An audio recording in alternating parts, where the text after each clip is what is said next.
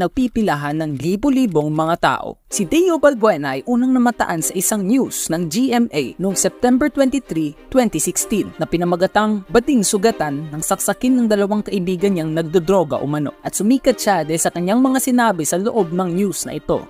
Nagmula sa kalangitan, lumagapak sa kalupaan, narito na sa inyong harapan ang nag-iisang diwata na mukhang kawatan. Dating binugbog, ngayon dinudumog. Grabe yung pinagdaanan ni Diwata, but look at her now. Sobrang sikat na online at dinudumog ng customers ang pares overload niya.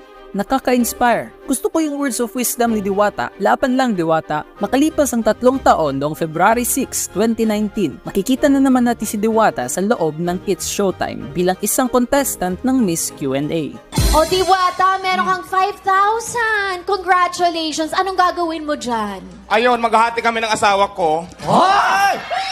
May asawa! At habang tinatanong siya nila